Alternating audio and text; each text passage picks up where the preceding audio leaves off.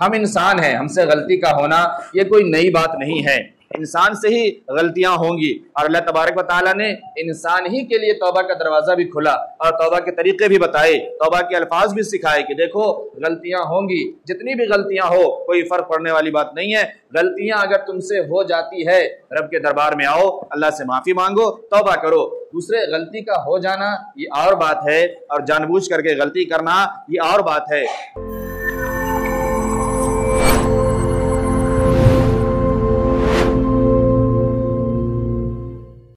دنیا میں اللہ نے بھیجنے کے تمام مقاصد میں سے ایک اہم مقصد یہ ہے کہ ہم اپنے رب کو پہچان جائیں، اپنے رب کو ہم جان جائیں، اپنے مالک کو ہم جان لیں، اپنے خالق کو ہم سمجھ لیں کہ اللہ کون ہے، اللہ کی قدرت کیا ہے، اللہ کی کبریائی کیا ہے۔ اللہ کے بغیر نہ دنیا میں کوئی چیز ہے اور نہ دنیا میں کوئی چیز ہوگی، اور تمام چیزیں یہ اللہ تبارک و تعالیٰ کی حمد و ثنا کرتی ہے، اللہ کی ثنا خوانی کرتی ہے، اور اللہ نے ہمیں بھی انسان بنا کر کے دنیا میں پیدا فرمایا، لیکن اللہ نے ہمیں بہت مختصر سے وقت کے لیے دنیا میں پیدا فرمایا۔ یوں تو دنیا میں جو بھی چیز ہے، دنیا میں جو چیز بھی ہے، جو مخلوق کہہ لیں آپ، چاہے وہ چرند و پرند کی شکل میں ہو، چاہے وہ پانی میں رہنے والی کوئی مخلوق ہو، کوئی آگ میں رہنے والی مخلوق ہو، کوئی ہواؤں میں فضاؤں میں رہنے والی ہو، زمین پر کے پیڑ پودے ہوں، جو بھی چیز ہو دنیا کے اندر، ہر چیز کے لیے اللہ نے ایک وقت مقرر کر رکھا ہے، ایک میعاد طے کر رکھا ہے۔ آپ دیکھیں گے کہ اپنے آپ سے ایک جنگل ایک موقع پہ ہمارے کھیتوں میں، ہمارے اگل بگل کے زمینوں میں اگتا ہے، اور پھر ایک وقت آتا ہے کہ وہ جنگل، وہ پودے، وہ گھاس، وہ پیڑ پودے بغیر کسی محنت کے بھی وہ ختم ہو جاتے ہیں، وہ چیزیں اپنی یہاں سے چلی جاتی ہے۔ آپ دیکھیں ایک پیڑ ہے، بہت پرانا ہے، لیکن ایک وقت آتا ہے 40 سال 50 سال 60 سال کے بعد وہ پیڑ بھی گر جاتا ہے، تباہ و برباد ہو جاتا ہے۔ پھر اس پیڑ کے بعد لوگ اس کو استعمال میں لاتے ہیں، اپنی ضروریات کی چیز بناتے ہیں، لیکن وہ ضروریات کی چیز بھی ایک مختصر سے وقت کے لیے ہے۔ ہم نے اس کا ٹیبل بنوا لیا، کرسی بنوا لیا، بیڈ بنوا لیا، وہ بیڈ بھی 10 سال 15 سال 20 سال، غرض جو چیز جس شکل میں بھی ہمارے پاس آتی ہے وہ اپنے وجود کو کھو دیتی ہے، اس کی روح ختم ہو جاتی ہے، اس کی اصلیت اس دنیا سے ختم ہو جاتی ہے، باقی نہیں رہتی ہے، سب کو اس دنیا سے چلے جانا ہے۔ اللہ تبارک و تعالیٰ نے انسان کی جو زندگی مختصر سی بنائی، اس مختصر سی زندگی میں بے شمار نعمتیں بھی عطا فرمائی، بے شمار ذمہ داریاں بھی عطا فرمائی، اور بے شمار کام ان کے ذمہ لگائے، جن تمام کے تعلق سے وقتاً فوقتاً بہت باتیں ہوتی ہے اور ہم تمام سنتے ہیں۔ ہم انسان ہیں، ہم سے غلطی کا ہونا یہ کوئی نئی بات نہیں ہے، انسان سے ہی غلطیاں ہوں گی، اور اللہ تبارک و تعالیٰ نے انسان ہی کے لیے توبہ کا دروازہ بھی کھلا اور توبہ کے طریقے بھی بتائے، توبہ کے الفاظ بھی سکھائے کہ دیکھو غلطیاں ہوں گی، جتنی بھی غلطیاں ہو کوئی فرق پڑنے والی بات نہیں ہے، غلطیاں اگر تم سے ہو جاتی ہے رب کے دربار میں آؤ، اللہ سے معافی مانگو، توبہ کرو۔ دوسرے غلطی کا ہو جانا یہ اور بات ہے، اور جان بوجھ کر کے غلطی کرنا یہ اور بات ہے۔ جب بندہ بار بار جان بوجھ کر کے غلطی کرتا ہے، گناہ کی شناعت کو اور گناہ کی قباحت کو نہیں سمجھتا، اس کے برائی کو نہیں سمجھتا، جان بوجھ کر کے غلطی کرتا ہے، پھر یہ ہوتا ہے کہ اللہ تبارک و تعالیٰ اس کے دل پہ مہر لگا دیتے ہیں، دل اس کا سیاہ ہو جاتا ہے، پھر اسے توبہ کی توفیق نصیب نہیں ہوتی ہے، پھر اسے توبہ نہیں ملتی، کیونکہ وہ گناہ کو گناہ سمجھتا نہیں ہے اس وجہ سے۔ لیکن اگر کسی سے گناہ ہو جائے، وہ گناہ کو سمجھ رہا ہو اور پھر وہ گناہ پہ نادم و شرمندہ ہو، تو اللہ تبارک و تعالیٰ نے فرمایا ما لم یغرغر، جب تک تمہارے حلق میں تمہاری سانسیں نہ اٹکنے لگے اس وقت تک توبہ کا دروازہ کھلا ہوا ہے، اور تمہارے گناہ معاف کیے جاتے رہیں گے اور گناہ معاف ہوں گے۔ اس لیے گناہ کا ہونا یہ انسانی فطرت میں ہے، لیکن انسان کی فطرت یہ نہیں ہے کہ وہ گناہوں پر مصر رہے، گناہوں پر لٹکا ہوا رہے، گناہ کو کرتا ہوا رہے، یہ مسلمانوں کی اور ایمان والوں کی صفت نہیں ہے۔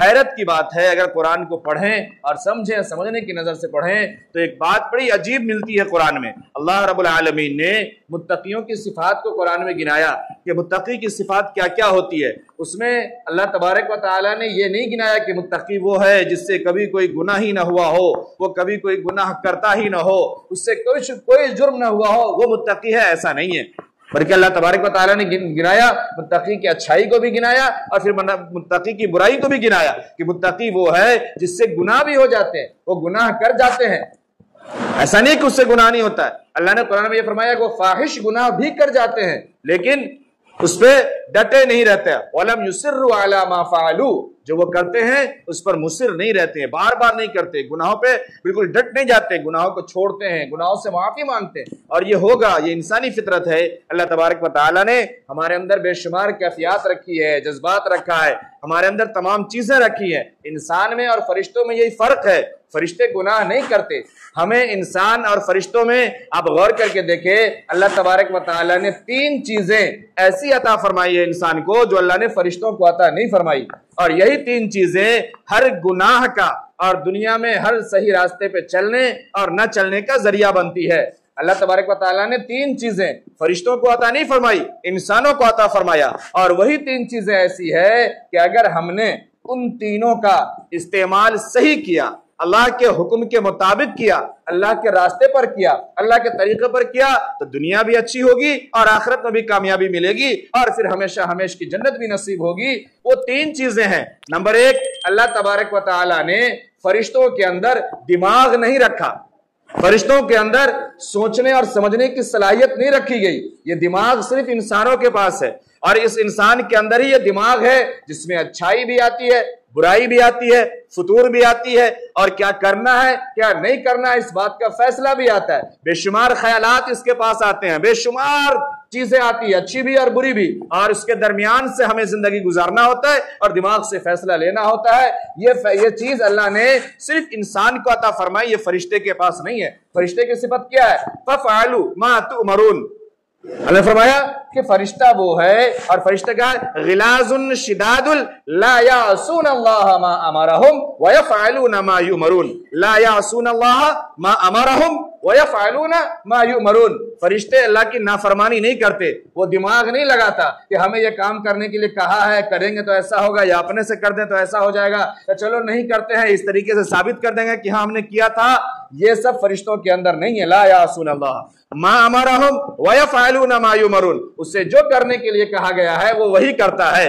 اگر ایک فرشتے کی ذمہ داری بارش برسانے کی ہے تو پانی ہی برسائے گا. اگر اس کو یہ حکم ہے کہ کس زمین میں برسانا ہے تو وہیں برسائے گا. وہ یہ نہیں دیکھے گا کہ کہاں کا ہینڈ پمپ سوکھ گیا ہے اور کہاں کے سڑکوں میں پانی بھرا ہوا. اس سے کوئی مطلب نہیں ہے. اسے حکم ہے کہ پانی برسانا ہے تو برسائے گا. ایک کو یہ حکم ہے کہ تمہیں روح قبض کرنی ہے، وہ روح قبض کرے گا. وہ یہ نہیں دیکھے گا کہ 9 مہینے کے بعد ابھی یہ پیدا ہوا ہے، کچھ دنوں تک زندہ رہے تاکہ ماں باپ کی آنکھوں کو ٹھنڈک ملے. وہ یہ نہیں دیکھے گا کہ یہ عین جوانی میں ہے، ابھی تو اس نے زندگی کی شروعات کی ہے. اس سے کوئی مطلب نہیں ہے. وہ یہ نہیں دیکھتا کہ ہم چلتے پھرتے ہیں چلے جائیں، یا اس سے اس بات سے کوئی فرق نہیں پڑتا کہ ہم بستر پہ اگر اپاہج بنے ہوئے ہیں، پڑے ہوئے ہیں، سالوں سال گزر گئے، بستر پہ کیڑے پڑ رہے ہیں، لیکن پڑے ہوئے تو پڑے ہوئے ہیں. اس کو اس بات سے کوئی فرق نہیں پڑتا. اگر حکم ہو گیا ہے، اس کے پرچی میں لسٹ میں اگر نام ہے اس کے، تو پھر اس کی ذمہ داری ہے کہ روح نکالنے کی وہ روح نکال لے. روایات موجود ہے کہ کوئی فرشتہ ایسا ہے جو صرف سجدے ہی میں ہے، کوئی فرشتہ ایسا ہے جو صرف رکوع ہی میں ہے، کوئی فرشتہ ایسا ہے جو صرف اللہ کی کرسی کو اٹھائے ہوا ہے، کوئی فرشتہ ایسا ہے جس کی ذمہ داری صرف اعمال کو لانے کی اور لے جانے کی وہی کر رہا ہے، کوئی فرشتہ ایسا ہے جس کا کام ہے کہ لکھنا ہے وہ لکھ رہا ہے، کوئی ہے جس کو برائی لکھنا ہے وہ برائی لکھ رہا ہے، کوئی ہے جس کو اچھائی لکھنا ہے وہ اچھائی لکھ رہا ہے. برائی والا اچھائی والے کو نہیں روک سکتا اور اچھائی والے برائی والے کو نہیں روک سکتا. جسے جو کام ہے اس سے وہ کام کرنا ہے. یہ ہے فرشتوں کی صفت. کوئی اپنا لاجک لگانے کی ضرورت نہیں ہے، کوئی ٹرک نہیں، کوئی تیرم بازی نہیں، کوئی دایا بایا کا راستہ نہیں. جو کرنا ہے وہ کرنا ہے. اللہ نے فرشتوں کے اندر دماغ نہیں رکھی. اللہ نے دل یہ صرف انسانوں کو دیا. دل یہ صرف انسانوں کے پاس ہے، دل فرشتوں کے پاس نہیں ہے. یہ دل جس میں احساسات ہے، جذبات ہے، درد ہے، کڑھن ہے، خوشی ہے، غم ہے، تمام چیزیں ہیں. اچھا لگنا ہے، برا لگنا ہے. دل نے ایک بار کسی چیز کو اچھا یا برا خالی محسوس کیا، سمجھا، اور پھر وہ دماغ کو کام دے دیا. اب دماغ تگڑم بازی لگا رہا ہے کیسے اس کو حاصل کرنا ہے، کیسے حاصل کرنا ہے. دل نے ایک بار پسند کیا کہ یہ کام مجھے ہونا چاہیے، یہ مجھے چاہیے، اور پھر دماغ کو کام دے دیا. یہ دل اللہ نے فرشتوں کے اندر نہیں رکھا. فرشتوں کے پاس دل نہیں ہے. فرشتوں کو کوئی فرق نہیں پڑتا کہ کون کس کی جان ہے اور کون کس کا دشمن ہے. جس کا جو وقت ہے، جس کی جو ذمہ داری ہے وہ ہے. فرشتوں کو اس بات سے کوئی فرق نہیں پڑتا کہ اگر سیلاب آیا ہے تو کتنی جانیں چلی گئی یا کتنا نہیں. کوئی فرق نہیں، کوئی دل نہیں، کوئی درد نہیں، کوئی کڑھن نہیں. ذمہ داری ہے. یہ انسانوں کے اندر صفت رکھی گئی کہ دیکھو تمہارے پاس دل بھی ہے، تمہارے پاس دماغ بھی ہے، تمہارے ساتھ ہمدردی بھی ہے، تمہارے ساتھ مساوات بھی ہے، تمہارے ساتھ قرابت داری بھی ہے، تمہارے ساتھ رشتہ داری بھی ہے، تمہارے ساتھ ایمانداری بھی ہے، تمہارے ساتھ وفات شعاری بھی ہے، تمہارے ساتھ اطاعت گزاری بھی ہے۔ تمام چیزیں ہیں، یہ تمام کو سمجھ کر کے اس کے مطابق دل اور دماغ سے صحیح فیصلہ لے کر کے کام کرنا، یہ تمہاری دنیا کو بھی اچھی بنائے گا، تمہارے میدان محشر میں تمہارے حساب و کتاب کو بھی آسان کرے گا، تمہارے دائیں ہاتھ میں تمہارے کامیابی کا پروانہ بھی ملے گا، اور پھر تمہیں ہمیشہ ہمیشہ کی جنت بھی ملے گی۔ اگر تم نے اس دل اور دماغ کا صحیح استعمال نہیں کیا، اگر اس میں غلط فیصلے کرتے رہے، غلط فطور لاتے رہے، اگر خواہشات سے اس کو مغلوب کر دیا، دلوں میں صرف دوسروں کے بارے میں بغض، کینہ، حسد، جلن، عداوت رکھتے رہے، دوسروں کی ناکامی چاہتے رہے، اس سے بجائے اس کے کہ اپنی کامیابی کی راہ تم ڈھونڈتے، یہ کرتے رہے، تمہاری دنیا بھی خراب ہوگی اور آخرت بھی خراب ہوگی، آخرت بھی خراب ہوگی۔ اور تیسری چیز اللہ نے جو فرشتوں کو نہیں عطا فرمائی وہ کیا جانتے ہیں؟ وہ تیسری چیز ہے پیٹ۔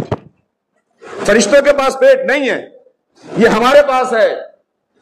یہ صرف ایک بالشت کا پیٹ، آدھے فٹ کا، جو پوری دنیا کھائے جا رہے ہیں، لیکن یہ بھرنے کا نام نہیں۔ کتنے کو ہم کاٹ کے کھا گئے، کتنے کو بھون کے کھا گئے، کتنے کو تل کے کھا گئے، جو من میں آیا سب کچھ کر کے کھا گئے، روکھا بھی کھا گئے، سوکھا بھی کھا گئے، تیل میں ڈبا کے بھی کھا گئے، مسالے میں فرائی کر کے بھی کھا گئے، حرام بھی کھا گئے، حلال بھی کھا گئے، لیکن کوئی فرق نہیں پڑتا، یہ بھرنے کا نام نہیں لیتی۔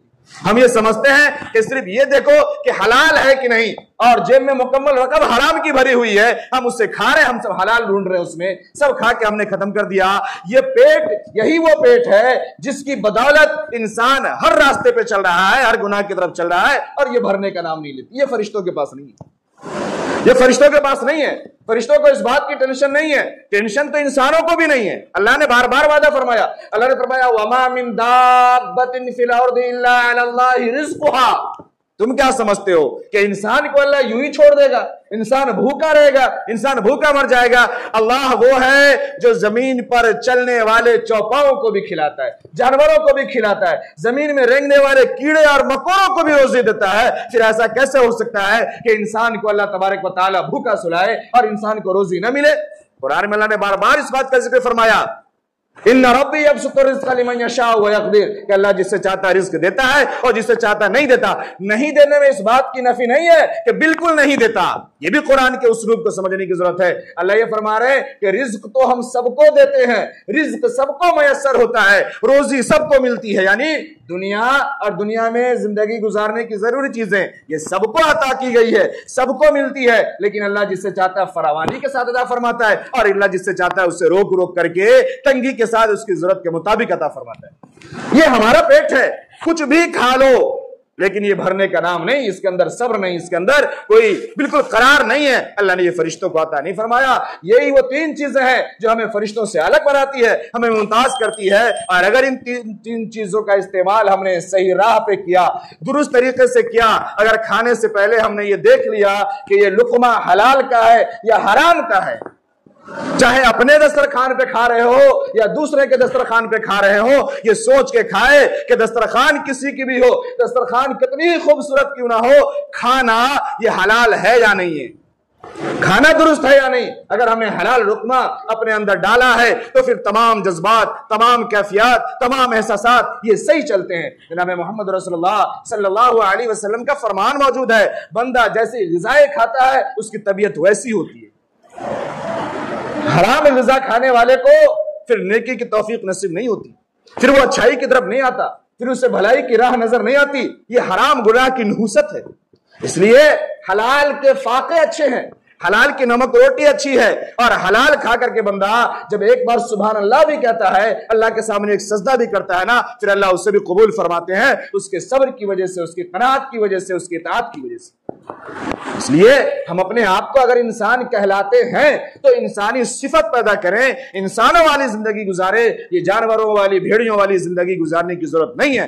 جب بندہ گناہ کے احساس کو کھو دیتا نا، پھر اسے توبہ کی توفیق نصیب نہیں ہوتی۔ ان تمام گناہوں میں سے ایک گناہ وہ ہے جو میں نے حدیث پڑھی آپ کے سامنے، میں مختصر عرض کروں۔ جناب محمد رسول اللہ صلی اللہ علیہ وسلم نے فرمایا کہ جو شخص دنیا میں دوہرا رویہ رکھتا ہو، جس کے دو چہرے ہو، آپ کے پاس آتا ہو، آپ کی بات کہتا ہو، من کانا را وجہین فی الدنیا کانا لہو یوم القیامت لسان من نار، اپنے عام بھاشا میں لوگ تو پکڑ لیتے نا امام صاحب یہ جملہ جو بولے نا یہ خراب تھا، میں اس کا ترجمہ کر کے کہہ رہا ہوں تو اچھا لگ رہا ہے، اور ایک جملے میں کہہ دوں تو برا لگ جاتا ہے. اپنی بھاشا میں جس سے دوگلا کہتے ہیں، دوگلا، ہم کو کچھ اور، ہمارے سامنے والے کو کچھ اور، آپ کی بات آپ کو اور اس کی بات اس کو، بیچ میں دونوں کی طرف وہ خوش ہو رہا ہے، اس کی بھی چائے اس کی بھی چائے، دونوں طرف. جس کی دو زبانیں ہو، دو مکھوٹے لگائے ہوا ہو، دوہری باتیں کرتا ہو، ایسے شخص کو فی الدنیا، جو ایسا کام کرنے والا ہے دنیا میں سیدھا حدیث سنا رہا ہوں آپ کو، کوئی میرے اوپر نہ لائیے گا. من کان ذا وجہین فی الدنیا کان لہ یوم القیامت لسان من نار. ایسے شخص کو قیامت کے دن منہ میں زبان نہیں ہوگی، آگ کی زبان ہوگی، جہنم کی آگ کی زبان ہوگی. جو ایسا کرنے والا ہے کہ میری بات میرے پاس، دوسرے کی بات دوسرے کے پاس، یعنی ادھر کی ادھر ادھر کی ادھر کرنے والا، ایک ہی اس کے پاس بھی اچھا بندہ اس کے پاس بھی اچھا بندہ، حق بولنے کو تیار نہیں، جو دوگلا گیری کرے، ایسے شخص کو قیامت کے دن منہ میں زبان یہ جہنم کی آگ کی زبان ہوگی. یہ سمجھنے کی ضرورت ہے. اللہ کے نبی صلی اللہ علیہ وسلم نے فرمایا لا تظہر الشماتۃ لاخیک،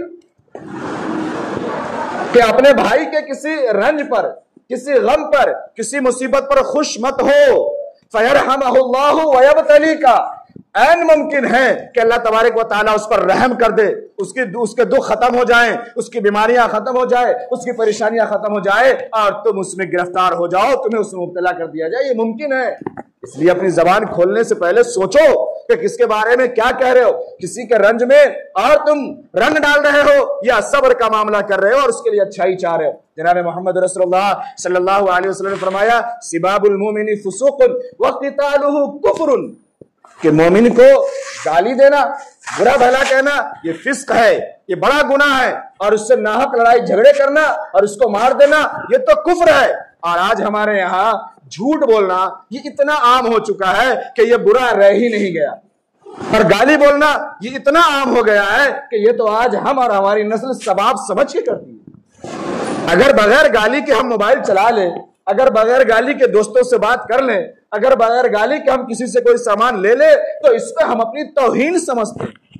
ہم سمجھتے ہیں کہ پھر لوگ ہم کو سمجھے گا کہ یا تو یہ جاہل ہے، یا تو یہ غریب گھر کا ہے، یا تو بالکل کمزور طبقے کا، اس لیے اس کو بولنا نہیں آ رہا ہے. جو گالی سے بات کر لیتا ہے اس سے بولنا آتا ہے. گالی سے بولنے والے یہ تہذیب والے ہیں، پڑھے لکھے ہیں، وہ ہائی اسکول میں ہے، انٹر میں ہے، کوچنگ میں ہے، لائبریری جانے والا ہے. یہ پڑھے لکھے لوگوں کا کام ہے گالی سے بات کرنا. جو بیچارہ ان پڑھ ہوگا، غریب کا ہوگا، ٹیمپو والے کا، رکشے والے کا ہوگا، وہ بیچارہ گالی نہیں بول پائے گا، کیونکہ وہ گالی بولے گا پھر اس کو یہ پڑھے لکھے ہائی اسکول والے، انٹر والے، لائبریری والے پڑھ کے کوٹ دیں گے اس کو. تم کہا گالی بولا؟ گالی بولنا یہ میرا حق ہے، ہم بولیں گے. ہم اچھے ہیں، پڑھے لکھے ہیں، ہم موبائل چلا رہے ہیں، گیم کھیل رہے، دیکھ تمام اس کی ماں بہن کی ہم نام بتا رہے، میرے ماں بہن کے نام وہ بتا رہا ہے. یہ ہماری اچھائی ہے، پڑھے لکھے ہونے کا ثبوت ہے. اور یہ گناہ چونکہ اس کی برائی دل سے نکل چکی، اس لیے اس گناہ پہ توبہ کی توفیق نصیب نہیں ہوتی، اور پھر ایسا کرنے والے شخص کے کوئی اعمال دنیا میں کارآمد نہیں ہوتے. گناہ کی برکت ختم ہو جاتی ہے اس گناہ کی نحوست کی وجہ سے. جناب محمد رسول اللہ صلی اللہ علیہ وسلم نے فرمایا کہ جب بندہ جھوٹ بولتا ہے نا، سنیے غور سے، جب بندہ جھوٹ بولتا ہے نا، فرشتے اس سے 1 کلومیٹر دور ہو جاتے ہیں اس گناہ کے بدبو کی وجہ سے، اس گناہ کے بدبو کی وجہ سے. اور آج جھوٹ بولنا ہمارے لیے کتنا آسان ہے، کتنا عام ہے، اور گالی بولنا یہ تو بالکل ہی آسان ہے، بغیر اس کے کام نہیں. اس لیے ہم اپنی زبان کی حفاظت کریں. جناب محمد رسول اللہ صلی اللہ علیہ وسلم نے فرمایا ان الصدق بر وان البر یہدی الی الجنہ، کہ سچ بولنا یہ بھلائی کا کام ہے، یہ نیکی ہے، اور نیکی یہ جنت میں لے جانے والی ہے، جنت کی طرف لے جانے والی ہے، جنت کے راستے پہ چلانے والی ہے. لیکن وَإِنَّ الْكِذْبَ فُجُورٌ وَإِنَّ الْفُجُورَ يَهْدِي إِلَى النَّارِ، لیکن جھوٹ بولنا یہ برائی ہے، یہ بدی ہے، یہ گناہ ہے، اور یہ گناہ اور یہ جھوٹ بولنا یہ جہنم میں لے جانے والی چیز ہے، جہنم کی طرف جانے والی. کوئی فرق نہیں پڑتا، ہم بولیں گے امام صاحب کا میں سنا دینا سنا دیے. جناب محمد رسول اللہ صلی اللہ علیہ وسلم، آخری حدیث سنا کے میں بات سمیٹ رہا ہوں. جناب محمد رسول اللہ صلی اللہ علیہ وسلم نے فرمایا من یضمن لی ما بین لحییہ وما بین رجلیہ، کہ جو شخص مجھے 2 چیزوں کی ضمانت دے دے، ایک اس کی جو اس کے دونوں جبڑوں کے بیچ میں ہے یعنی زبان کی، اور ایک اس کی جو اس کے دونوں ٹانگوں کے بیچ میں ہے، دونوں رانوں کے بیچ میں ہے یعنی شرمگاہ کی، جو مجھے ان 2 چیزوں کی ضمانت دے دے اضمن لہ الجنہ، میں ایسے شخص کو جنت کی ضمانت دیتا ہوں. میں ضامن ہوں کہ اسے جنت ملے گی جو اپنے زبان کی ضمانت دے دے اور اپنے شرمگاہ کی ضمانت دے دے، لیکن نہیں، جہاں من میں آئے گا چھوٹی سی زبان ہے، کینچی سے تیز چلتی ہے، بجلی سے تیز اس کے اندر اثر ہے، ہم چلائیں گے اور بولیں گے، سامنے والے کی اوقات کیا ہے کہ ہم سے بات کر لے، میری زبان میں اتنی طاقت ہے، اور ایسے اچھے اچھے الفاظ ہیں ہمارے پاس۔ میرے محترم بزرگوں دوستو، اس کی نحوست اور اس کی قباحت سے دنیا میں بھی ایسے انسان تھپیڑے کھا رہے ہیں، ایسوں کی تباہی اور بربادی ہے، اچھے لوگ اس کے منہ نہیں لگتے، اچھی جگہ پر اسے کامیابی نصیب نہیں ہوتی، اور نہیں یہ دنیا میں آگے بڑھ پاتا، اور آخرت میں بھی اس کے لیے کوئی اچھی کامیابی کی دلیل نہیں ہے، وہاں بھی ناکامی اور رسوائی ملے گی۔ اس لیے میرے محترم بزرگوں دوستو، انسان ہیں ہم تو انسان بن کر کے زندگی گزارے، اپنے دل دماغ اور اپنے پیٹ کی حفاظت کرے اور اپنے زبان کی حفاظت کرے۔